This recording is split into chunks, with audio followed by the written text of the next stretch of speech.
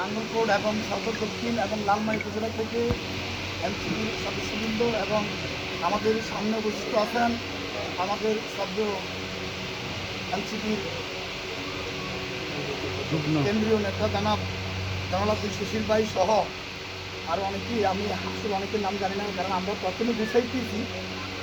আমরা যারা আমাদের সিনিয়র লিডার আছেন, আমি একটা জিনিস আপনাদের কাছে বিনীত অনুরোধ জানাবো, আমরা যাতে কাজ করতে আমাদের জন্য সুবিধা হয়, অতি দ্রুত প্রত্যেকটা উপজেলা যায় আমাদেরকে ইউনিয়ন যারা নেতৃত্ব দেওয়ার মতো লোক আপনারা সিদ্ধান্ত করছেন কাকে দিবেন, ওই ব্যক্তিদেরকে উপজেলা এবং থানা এবং ইউনিয়ন কাউন্সিলে আমাদেরকে ইউনিয়ন পরিষদে যদি আমাদেরকে একটু কাইন্ডলি পরিচয় করা দেন, তাহলে আমরা অতি দ্রুত এনসিপির কাজ করতে আমাদের সুবিধা হবে।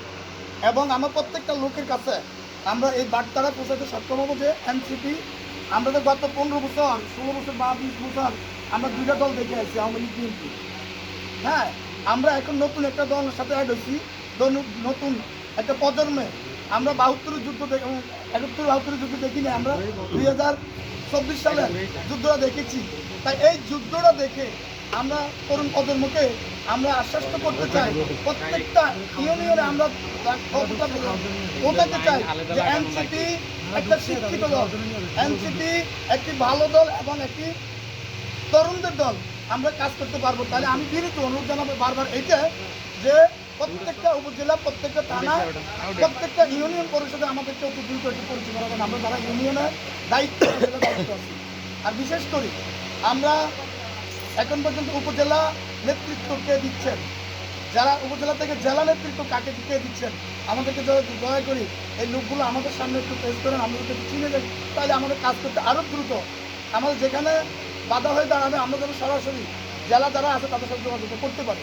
ইউনিয়নে যারা দায়িত্ব আছে দায়িত্ব নেবেন, এ বলে আমি আমার বক্তব্য এনে আমাদের একটা প্রশ্ন আছে। আপনি তো এর আগে বিএনপির রাজনীতি সম্পৃক্ত ছিলেন, এর আগে বিএনপির কোন পর্যায়ে ছিলেন, বর্তমানে এনসিপিতে আসছেন, কীভাবে আসছেন, কেন আসছেন? আমি আমার বিগত 16 বছরের যদি আমি আমার ব্যাকগ্রাউন্ডে বলি, আমার অনেকে চিনেন। আমি আমার বাকি উত্তরের জন্য আমি গত 16 বছরে বিএনপিটাকে আগ লাগাচ্ছি। আমি বিএনপি 16 বছরে আমি অনেক মাছ ধরে অনেক হামলা শিখে রয়েছি।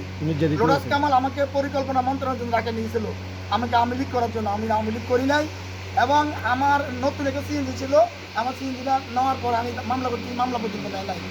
মির্জা ফখরুল সাহেব যখন সুরাগাজী আসছিল মনোনয়ন চৌধুরী নির্বাচনে, ওনার নির্বাচনে আমাকে সাতবাড়িয়া একটা জায়গা পিপুলিয়া, ওইখানে অনেক মারধর করছে। আমি 7 দিন এই হসপিটাল ছিলাম, আমাকে দেখতেও যায় নাই।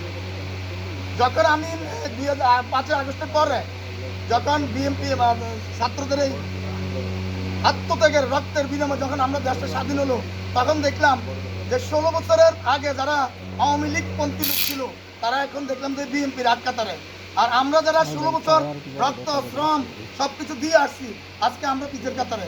তাই বলে আমি দেখলাম বিএনপির এখন যে কার্যকলাপ, বিএনপির যে সিমটম, ওটা দেখে আমার কাছে আর মনোনীত হয় না যে বিএনপি করবো। তাই এনসিপিকে আমি ভালো মনে করছি। শিক্ষিত একটা সমাজ, একটা শিক্ষিত জাতি গড়ার মতো তাদের ক্যাপাসিটি আছে, এই কারণে আমি এনসিপিতে যোগ দিচ্ছি। ধন্যবাদ। ওকে, আসসালামু আলাইকুম। যুগ্ম সমন্বয়কারী ওমর ফারুক ভাই, আপনাদের সবাই সামনে বক্তব্য রাখবেন।